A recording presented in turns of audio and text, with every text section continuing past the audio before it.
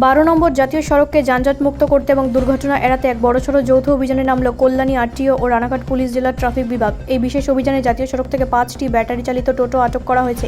একই সাথে নিয়ম অমান্য করার অপরাধে মোট 60 জন টোটো চালককে মোটা টাকা জরিমানা করা হয়। প্রশাসনের পক্ষ থেকে স্পষ্ট জানানো হয়েছে, সাধারণ মানুষের নিরাপত্তা সুনিশ্চিত করতে আগামী দিনেও এই ধরনের আকস্মিক যৌথ তল্লাশি অভিযান জারি থাকবে।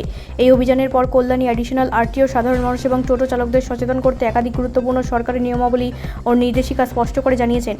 পরিবহন দফতরের কড়া নির্দেশিকা, 12 নম্বর জাতীয় সড়ক সহ যে কোনো হাইওয়ে বা মূল প্রধান সড়কে ব্যাটারি চালিত টোটো চালানো সম্পূর্ণ আইনবিরুদ্ধ। দ্রুত গতির যানবাহনের মাঝে ধীরগতির টোটো চলাচলের কারণে প্রতিনিয়ত ছোট বড় দুর্ঘটনা ঘটছে। তাই টোটো শুধুমাত্র নির্দিষ্ট গ্রামীণ বা শহরের সংযোগকারী পকেট রুটে চলাচল করতে পারবে। সাথে বৈধ নথিপত্র বাধ্যতামূলক। প্রতিটি বাণিজ্যিক রিক্সা বা টোটোর সঠিক রেজিস্ট্রেশন, বৈধ বীমা এবং পরিবহন দপ্তরের অনুমোদন থাকা বাধ্যতামূলক। অনুমোদিত রুটের বাইরে যাতায়াত নয়। পুরসভা বা স্থানীয় প্রশাসন কর্তৃক নির্ধারিত নির্দিষ্ট রুট ও এলাকা ছাড়া অন্য কোথাও টোটো নিয়ে প্রবেশ করা যাবে না। যাত্রী সুরক্ষায় কড়াকড়ি। অতিরিক্ত যাত্রী বোঝাই বা ওভারলোডিং করা চলবে না। বেআইনি গাড়ি মডিফাই করে বা নিয়ম ভেঙে হাইওয়েতে উঠলে মোটর ভেহিকেলস অ্যাক্ট অনুযায়ী কঠোর জরিমানা ও গাড়ি বাজেয়াপ্ত করা হবে। হাইওয়েতে দুর্ঘটনা রুখতে এবং যান চলাচল স্বাভাবিক রাখতে প্রশাসনের এই কড়া পদক্ষেপ। অন্যদিকে নিয়ম না মানলে পার পাওয়া যাবে না বলে সাফ জানিয়ে দিয়েছেন কল্যাণী আরটিও রানাঘাট পুলিশ জেলা। ব্যুরো রিপোর্ট, রাষ্ট্রীয় প্রসার বাংলা।